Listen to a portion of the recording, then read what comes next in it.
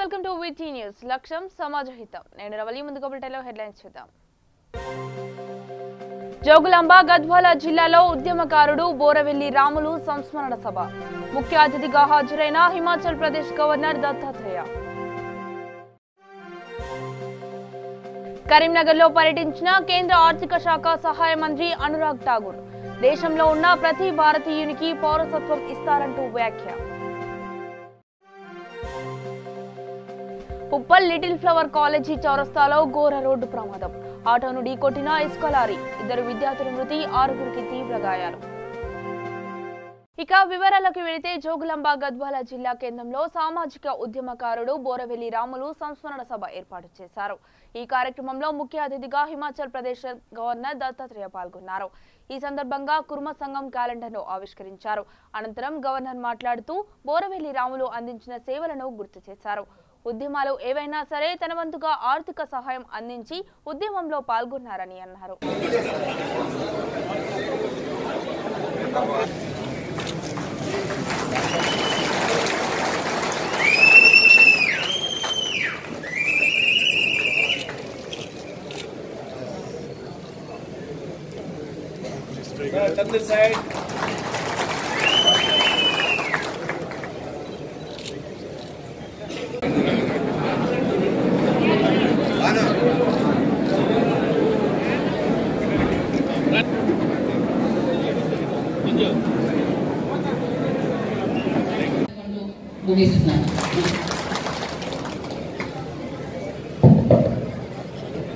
గద్వాల అల్లంపూర్ తాలూకాలో అలాగే ఇక్కడ ఉన్నటువంటి నేను గతంలో వచ్చినప్పుడు రాయలసీమ వెళ్ళినప్పుడు అప్పుడు కూడా ఈ గురువు సంఘానికి సంబంధించినటువంటి స్థలాన్ని రాములు గారు సేకరించి ఆయన సొంత డబ్బులో ఖర్చు పెట్టి ఆయన దాన్ని కాపాడి అక్కడ ఒక హాస్టల్, ఒక కమ్యూనిటీ, ఒక బీరాపూడి కట్టాలని ఆయన సంకల్పం ఉంది. దాన్ని తప్పకుండా నెరవేర్చాలని మీకు ఉదయపూర్వకంగా పనిచేస్తున్నాను. దానికి వీలైన వరకు నా సహాయం కూడా తప్పకుండా అందిస్తారని మీకు ఉదయపూర్వకంగా పనిచేస్తున్నాను. ఏదేమైనా మనందరం కూడా దేశం కానీ తెలంగాణ అభివృద్ధికి పార్టీలో ఖచ్చితంగా ఉండాల్సిన అవసరం. అభివృద్ధి చాలా ముఖ్యం. ఎంత అభివృద్ధి అయితే అంత మనం బాగుపడతాం.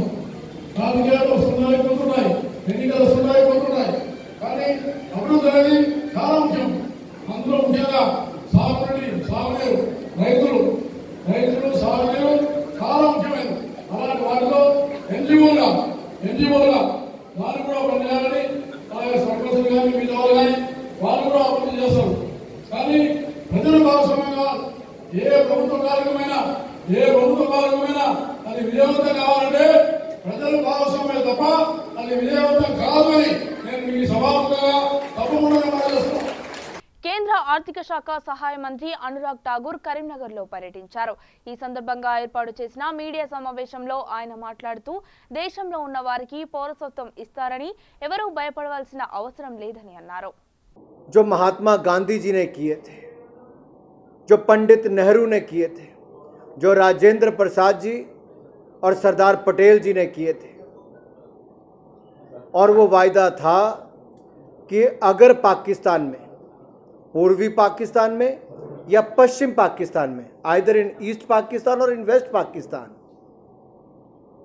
उनमें अगर किसी को सताया जाता है, डराया जाता है, धर्म को बदलने के लिए मजबूर किया जाता है, उनको उनके अधिकार नहीं दिए जाते हैं, उनके ऊपर अत्याचार किया जाता है, तो वहाँ के हिंदू, सिख और अल्पसंख्यकों को हिंदुस्तान नागरिकता देगा।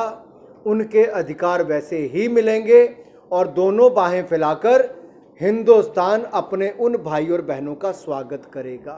कल तक कांग्रेस पार्टी कहती रही कि करना चाहिए और करना है, आज उससे वो क्यों मुकर रही है? क्या 1947 के समय जब रेजोल्यूशन कांग्रेस पार्टी ने पास किया कि पाकिस्तान में अत्याचार अगर हिंदू सिख पर किया जाएगा तो हमारे यहाँ पर नागरिकता दी जाएगी, अगर ये सब महात्मा गांधी, नेहरू से लेकर बाकी सब ने कहा, तो आज की कांग्रेस और सोनिया गांधी इसको मना क्यों करती हैं? क्या सोनिया गांधी जी महात्मा गांधी जी की बातों से सहमत नहीं हैं? क्या सोनिया गांधी जी पंडित नेहरू की बातों को नहीं मानती हैं? क्या सोनिया गांधी, राहुल गांधी नेहरू लियाकत समझौता जिस पर कहा गया था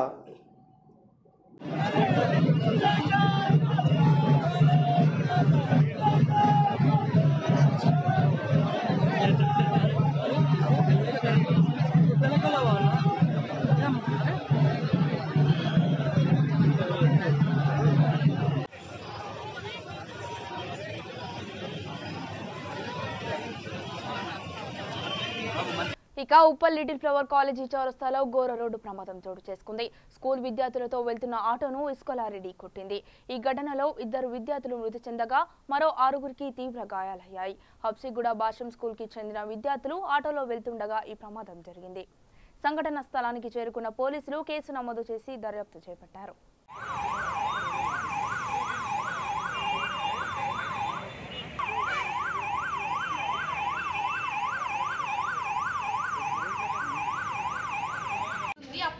అప్పుడు వెళ్ళిపోతే ఆ లారీ ఆయన వచ్చేసి గుద్దిండు. మీరు వెళ్ళేది గ్రీన్ లో ఉంది కరెక్ట్? అంత కరెక్ట్ గా చెప్పలేను సార్. ఎంతమంది ఉన్నారు మొత్తం ఆటోలో? మొత్తం ఆటోలోనా 8. ఆటోలో కాకుండా చనిపోయింది ఎవరు? ఒక ఆయన అవంత్ అని 7th క్లాస్. ఏం పేరు? అవన్. ఏది ఇదే భాషం స్కూల్. మిగతా వాళ్ళు ఎంతమంది ఉన్నారు? మిగతా వాళ్ళు ఇగో తను, నేను, ఈమె. అందరికి ఏం కాలేదా? ఇంకొక వైష్ణవి, ఇంకా సాయి అనే ఆయన వాళ్ళ పేరెంట్స్ వచ్చారు. వైష్ణవి ఆమెకి ఇక్కడ దెబ్బ తాకితే ఎవరు హాస్పిటల్కి తీసుకెళ్ళి అవంతే ఒక బాబు చనిపోయాడు.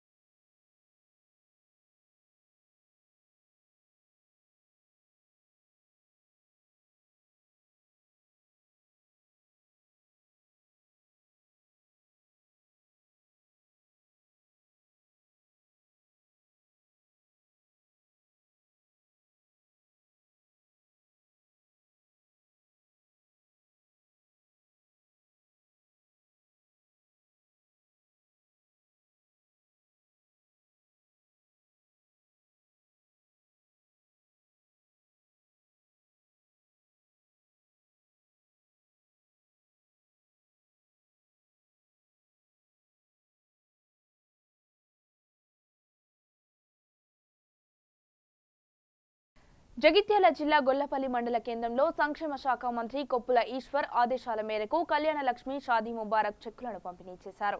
ఎంపీడీఓ కార్యాలయంలో ఎంపీపీ నక్క శంకర్ అధ్యక్షతన 110 మంది లబ్ధిదారులకు చెక్కులను అందజేశారు. ఈ కార్యక్రమంలో ఎంపీపీ నక్క Shankar, vice MPP Avula Satyam, ZPTC Gosula Jalandhar, MPDO MRO Naveen తదితరులు పాల్గొన్నారు.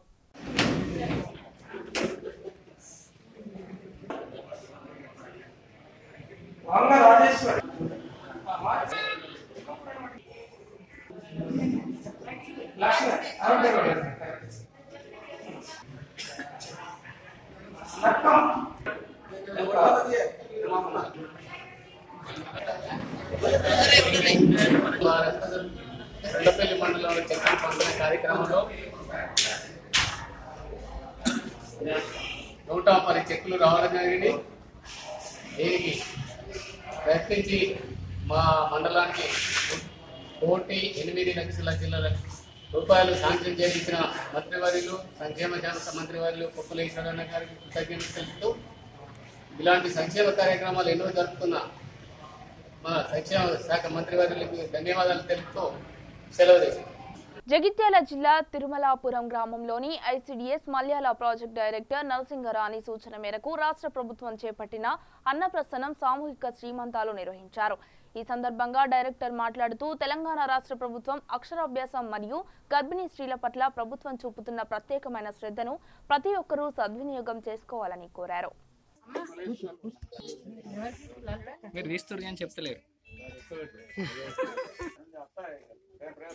అన్న కొంచెం ఫ్రంట్కి రండి, కవర్ అవుతుంది మొత్తం.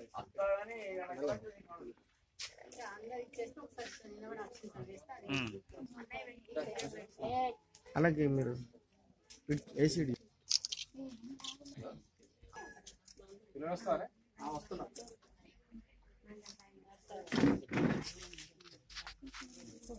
మన గొల్లపల్లి మండలం తిరుమల అంగన్వాడీ 2లో సీమంతాలు అనే ప్రోగ్రాంలు జరుపుకోవడం జరుగుతుంది.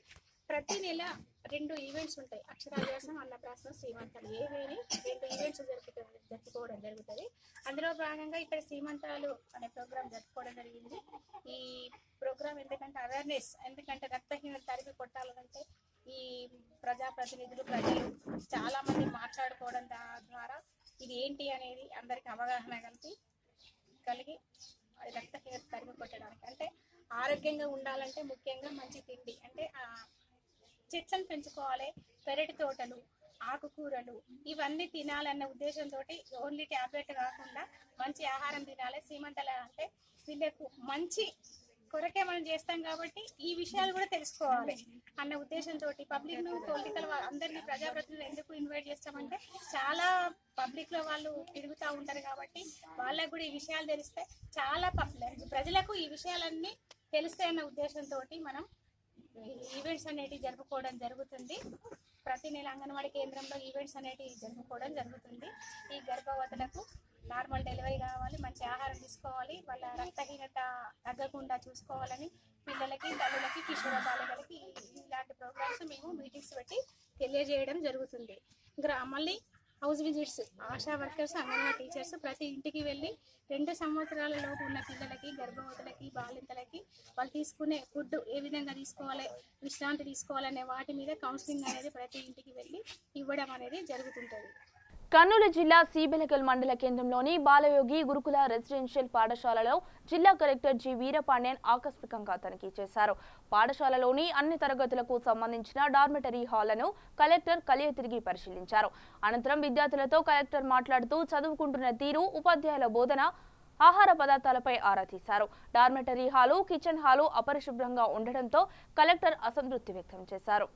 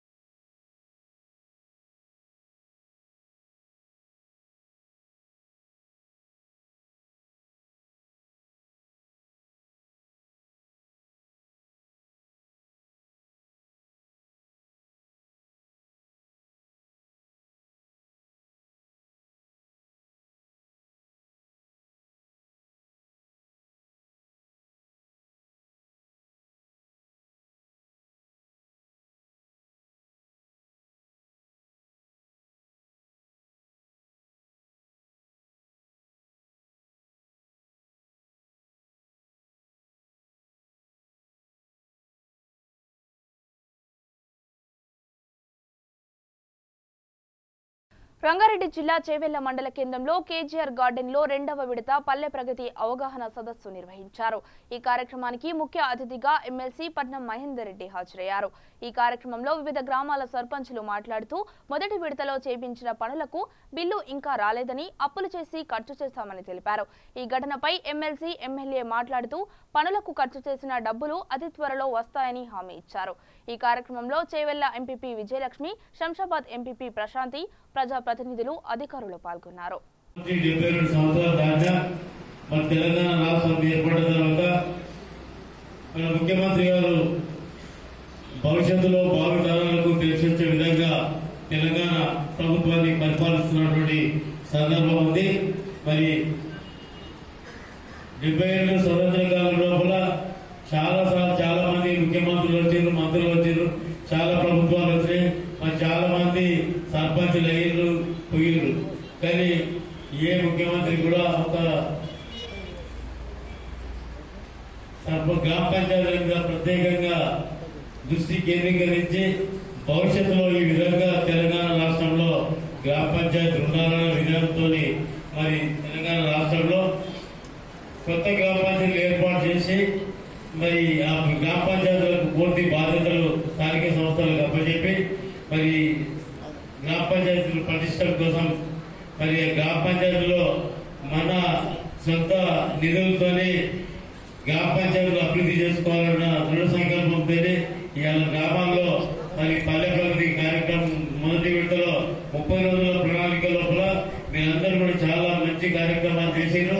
గ్రామాల్లో ఉన్నటువంటి 70 సంవత్సరాల నుంచి పేరుకుపోయినటువంటి చెత్తనంతా కూడా మరి 30 రోజుల మొదటి విడత పల్లె ప్రగతి కార్యక్రమంలో మీరందరూ కూడా ప్రక్షాళన చేసి మరి గ్రామంలో ఉన్నటువంటి గ్రామ పంచాయతీ వార్డు మెంబర్లు, ఉప సర్పంచ్ సహా పంచాయత్ సెక్రటరీ, గ్రామ ప్రజల సహకారంతో మరి గ్రామంలో ఉన్నటువంటి అన్ని స్టాండింగ్ కమిటీలు ఏర్పాటు చేసుకొని మరి కోఆప్షన్ మెంబర్లు అందరూ సహకారంతో అన్ని గ్రామాలు కూడా మొదటి విడత మరి పల్లె ప్రగతి కార్యక్రమం లోపల మరి అన్ని కార్యక్రమాలు అభివృద్ధి చేసి మళ్ళీ మిగిలిన పనులు ఏమైతున్నాయో రెండో విడత పల్లె ప్రగతి కార్యక్రమంలో చేసుకోవడానికి ఈరోజు అవగాహన కార్యక్రమం ఏర్పాటు చేసిన సందర్భంగా మరి ముఖ్యంగా మీకు పల్లె ప్రగతి మొదటి విడతలో తెలియదు కదా, మొదటి విడతలో అన్ని కూడా కార్యక్రమాలు చూసిరు, రెండో విడతలు కూడా మీకు తెలియని విషయాలు ఏం లేవు. కాబట్టి మీరు ఎక్కువ సాధ్యమైనంత వరకు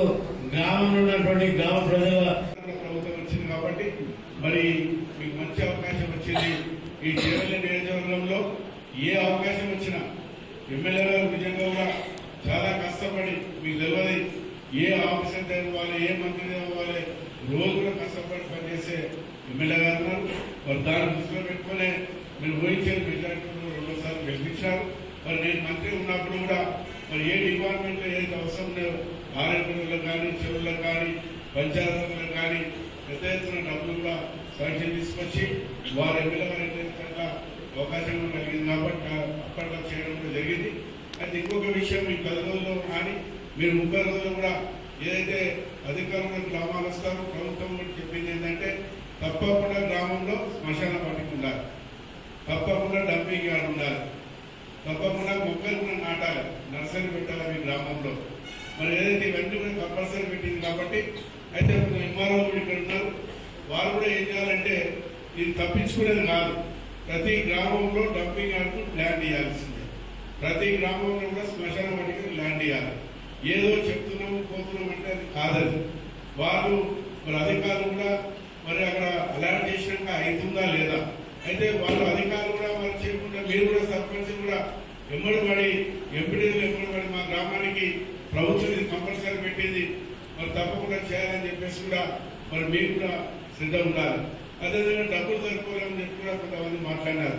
ఇప్పుడు మహేందర్ మహేందర్ చెప్పినారు మాకు డబ్బులు వస్తలేవు, మాకు మరి అధికారులు సరిపోలేవు, ఇవన్నీ కూడా చెప్పినారు. మరి నిజంగా కూడా నేను పెద్ద మనసుతో కూడా మరి మీరు అనుకుంటే పనులు అయితే కాబట్టి మరి మీరు మరి ఏదైతే మీకు ఇబ్బంది ఉన్నదో అవి తప్పకుండా చేసే బాధ్యత మా మీద ఉన్నది, తప్పకుండా చేస్తాం. అదేవిధంగా ఎంపీటీసీలకు కూడా డబ్బులు వస్తలేవని చెప్తున్నారు. ఎంపీటీసీల విషయంలో కూడా ఎమ్మెల్యే ఫండ్ కానీ మా ఫండ్ ఉంటుంది, తప్పకుండా వారికి మా ఫండ్ రాగానే మీ ఎంపీటీసీలకు అదేవిధంగా సర్పంచ్ జడ్పీ నుంచి కూడా నిధులు వస్తాయి, జడ్పీ నిధులు కానీ అదేవిధంగా మరి ఈ 10 రోజుల పాటు కూడా స్పెషల్ కూడా నిధులు వస్తాయి కాబట్టి అవి మొత్తం సరిపోతాయని చెప్తారేమో.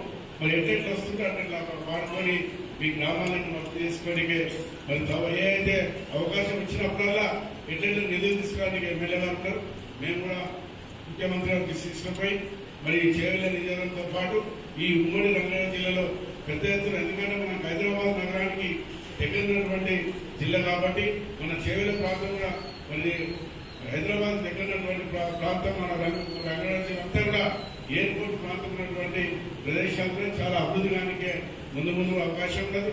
మరి మనకు యువకుడు కేటీఆర్ గారు కూడా మరి మంత్రిగా ఉన్నప్పుడు కూడా ప్రతిసారి పెద్ద ఎత్తున మనకు శంషాబాద్ కానీ అదేవిధంగా రాయలగారు కానీ ఇబ్రాహీంపట్నం కూడా పెద్ద ఎత్తున ఫ్యాక్టరీ రావడం జరిగింది. అన్నిటికన్నా ముఖ్యంగా మన షాబాద్లో కూడా మరి అతిపెద్ద ఫ్యాక్టరీ కూడా స్టార్ట్ అయింది కాబట్టి అది మీరు చిన్నదనుకుంటున్నారు కానీ చాలా పెద్దది. అది వనపర్తి జిల్లా మదనపురం మండలంలో ఆసియా ఖండంలోనే రెండవదిగా ప్రసిద్ధి చెందిన ఆటోమేటిక్ సైఫన్ సిస్టమ్ గల సరళ సాగర్ ప్రాజెక్టుకు శంకరంపేట సమీపంలో పెద్ద గండి పడింది. విషయాన్ని గమనించిన రైతులు అధికారులకు సమాచారం అందించినా వారు స్పందించడం లేదని రైతులు తెలిపారు. దీనికి సంబంధించిన పూర్తి వివరాలు తెలియాల్సి ఉంది. కాగా సరళ సాగర్ ప్రాజెక్టుకు గండిపడి నీరంతా బయటకు వెళ్తుండటంతో ఆత్మకూరు వనపర్తి రాకపోకలకు అంతరాయం ఏర్పడింది.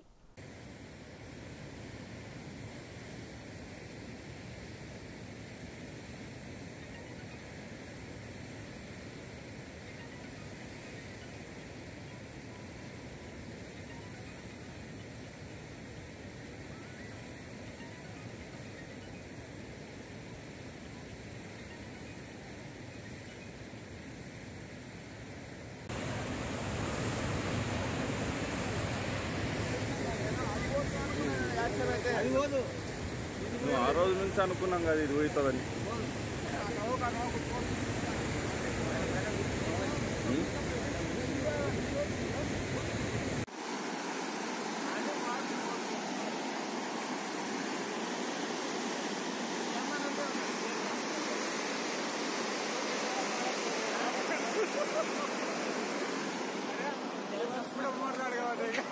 ఎవరు మామ ముందుంటాడు. బోర్ మోటార్ లేదు.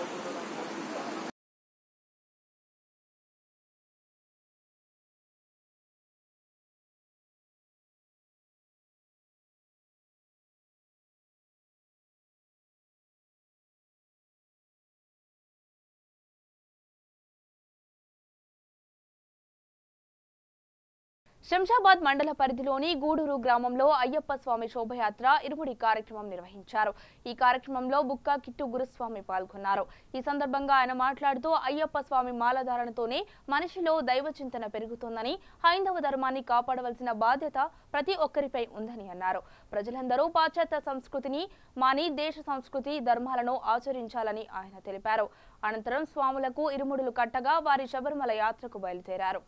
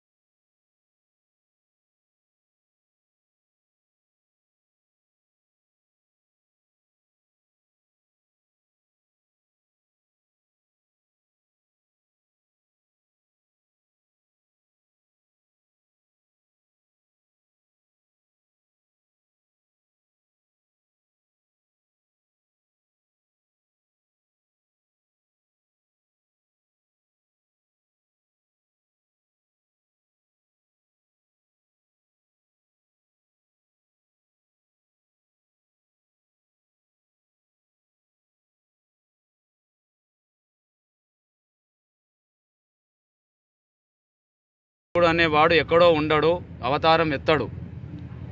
నేను ప్రతి ఒక్క మానవుని లోపల ఉంటాను, కానీ నన్ను గుర్తించేది ఆ మానవుని యొక్క ధర్మం, కర్మ, కర్త, క్రియ వాడు గుర్తించాలి. అప్పుడు గుర్తించినప్పుడు మానవుడే మాధవుడు అవుతాడు, అంటే ప్రతి ఒక్క మనిషి దేవుడుగా అవుతాడు. ఆ విధానం ఆ తత్వంలోకి వచ్చినప్పుడు అయ్యప్ప దీక్ష అనేది 18 మెట్లు ఉంటాయి. ఒక్కొక్క మెట్టి 18వ సారి అయిన స్వామి అయ్యప్పతో సమానం. అంటే అయ్యప్ప యొక్క దీక్షలో మనకు శరీరంలో ఉన్నటువంటి సైంటిఫికల్గా చెప్పాలంటే ఎనర్జీ పాయింట్స్ అనేటివి 7 ఉంటాయి. దాన్నే మనం శాస్త్రీయంగా శాస్త్ర ప్రకారంగా చెప్పాలి అంటే షట్చక్రాలు అంటారు. ఇవి పవర్ ఎనర్జీస్. మనిషికి 7 కేంద్రాల నుంచి శక్తి వస్తుంది. అది మనం దీక్ష చేస్తూనే వస్తుందా లేదంటే ఎవరు చేస్తారు, అవి యాక్టివేట్ కావడానికి, ఆ పవర్ ఎనర్జీస్ యాక్టివేట్ కావడానికి సైంటిఫికల్గా ఏవైతే నియమాలు మన డాక్టర్స్ కానీ సైంటిస్టులు కానీ చెప్తున్నారో అదే అయ్యప్ప దీక్ష చెప్తుంది. ఈ 18 సంవత్సరాలలో ఒక్క మనిషి యొక్క షట్చక్రాలు జాగృతం కావడానికి 18 సంవత్సరాలు పడుతుంది. 18 సంవత్సరాలు అయ్యేసరికి మూలాధార చక్రం నుంచి సహస్రార చక్రం వరకు వచ్చేసరికి మనిషికి యాక్టివేట్ అయిపోయిన తర్వాత సహస్రార చక్రం ఏ రోజైతే యాక్టివేట్ అవుతుందో వాళ్ళు సాక్షాత్ భగవత్ స్వరూపులు. ఇక్కడ ఒక ప్రశ్న వస్తుంది ఏంటి అంటే 18వ సంవత్సరం తర్వాత స్వాములు మాల వేస్తున్నారు, వేయచ్చా వేయరాదా అనే క్వశ్చన్ నెక్స్ట్ మీ నుంచి వచ్చే క్వశ్చన్. కాబట్టి యాక్చువల్గా జనరల్గా అయితే 18వ సంవత్సరం కంప్లీట్ అయిన తర్వాత ఎప్పుడైతే సహస్రార చక్రం అవుతుందో జాగృతం అవుతుందో ఎదుటి వ్యక్తిని దగ్గరికి వచ్చినప్పుడు వారి యొక్క సమస్య మీకు అర్థమై వారికి మీరు సహాయం చేయగలుగుతారు. అయ్యప్ప దీక్ష వచ్చేదే మెయిన్గా మానవత్వంతో వస్తుంది, సహాయపడడం వస్తుంది. ఎప్పుడైతే మీరు ఆ సహాయం చేయగలుగుతున్నారో వాళ్ళ సమస్యను తెలుసుకొని అప్పుడే మీరు సాక్షాత్ దైవ స్వరూపులు. కాబట్టి మీరు శబరిమల వెళ్ళాల్సిన అవసరం లేదు, ఓపెన్గా చెప్తున్నాను. యాక్టివేట్ కాలేదనుకోండి, వాళ్ళు మళ్ళీ ఎక్కడికి వచ్చినారు? కన్యస్వామి. మళ్ళీ నేను 19వ పోయి వచ్చినాను, 30వ పోయి వచ్చినాను, 48వ పోయి వచ్చినాను కాదు. కామారెడ్డి జిల్లా దుర్కి గ్రామంలో జిల్లా ఎస్పీ శ్వేత కార్డెన్ సెర్చ్ నిర్వహించారు. ఈ సందర్భంగా ఆమె మాట్లాడుతూ ప్రతి గ్రామంలో ప్రధాన కూడలలో సీసీ కెమెరాలు ఏర్పాటు చేసుకోవాలని సూచించారు. సీసీ కెమెరాల వల్ల దొంగతనం నివారణతో పాటు ఇతర అసాంఘిక కార్యకలాపాలను నివారించవచ్చని అన్నారు. ఇటీవల జరిగిన ఆన్లైన్ మోసాలపై ఆమె మాట్లాడారు. సమాజంలో ప్రతి ఒక్కరూ మహిళల పట్ల గౌరవ భావంతో నడుచుకోవాలని సూచించారు. ఎవరైనా అనుమానాస్పదంగా కనిపిస్తే సంబంధిత పోలీసు స్టేషన్కు సమాచారం అందించాలని కోరారు.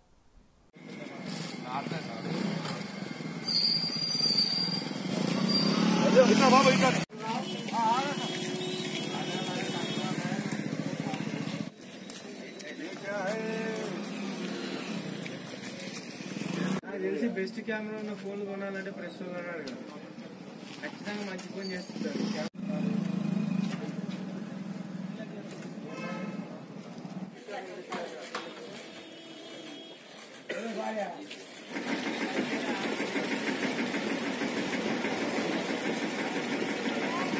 కోట్ల రూపాయలు ఖర్చు పెడితే తప్ప ఒక రోడ్డు 1 కిలోమీటర్ రోడ్డు కాదు. అట్లాంటిది మనం ఏం చేస్తాం కదా, అప్పుడు కూడా హెల్మెట్ పెట్టుకోవాలి. మనకు రోడ్లు వేసింది, బండి కొనుక్కో, నేరాలు జరగకుండా ఎటువంటి జాగ్రత్తలు తీసుకోవాలి, అన్ని రకాల నేరాలు ఎలాంటి జాగ్రత్తలు తీసుకోవాలి అనేది మనము అందరికీ చెప్పడానికి కూడా ఈ కార్యక్రమాలు, ఇట్లాంటి కార్యక్రమాలు రెగ్యులర్ గా చేయడం జరుగుతుంది. దొంగతనాలు జరిగే అవకాశం తప్పకుండా అన్ని చోట్ల ఉంటుంది. సమాజంలో 100 మంది ఉంటే అందులో 1-2 నేరస్తులు ఉండనే ఉంటారు. సో ఈ దొంగతనాలు అనేది నివారించాలంటే ఒకటే, మీకు సీసీ కెమెరాలు ఉన్నాయా? సో మీ బండ్లు పోయినప్పుడు, మీ ఇంట్లో దొంగతనం అయినప్పుడు కూడా సీసీ కెమెరాలు ఉంటే దొంగ తప్పకుండా దొరికేవాళ్ళు. అంటే దొంగతనం సీసీ కెమెరాల ద్వారా దొరుకుతారు. ఈ ఊర్లో సీసీ కెమెరాలు ఉన్నాయి, దొంగతనం జరిగితే దొరుకుతుంది అనే భావన వచ్చిందంటే తప్పకుండా నేరాలు తగ్గుతాయి. సో ఇట్లాంటివి మీకు అవగాహన కల్పించాలంటే 2, ఒకటి సీసీ కెమెరాలు పెట్టుకోవడము, అది దొంగతనం జరిగితే దొంగను పట్టుకోవడానికి వీలు అవుతుంది. ఏదైనా ఫ్రీగా వస్తుందా? లాటరీ మనం కట్టకుండా లాటరీ వస్తుందా? చాలా మంది ఈమెయిల్స్ లో చూసుకొని, ఫోన్స్ లో చూసుకొని ఆన్లైన్ మోసాల ద్వారా తెలియకుండానే మోసపోతున్నారు. ఆశ కంటే వాళ్ళు ఏదో ప్రాబ్లమ్స్ లో ఉంటారు, ఏదో డబ్బులు అవసరం అవుతుంది, ఆ టైంలో కానీ ఫోన్ వచ్చింది అనుకోండి.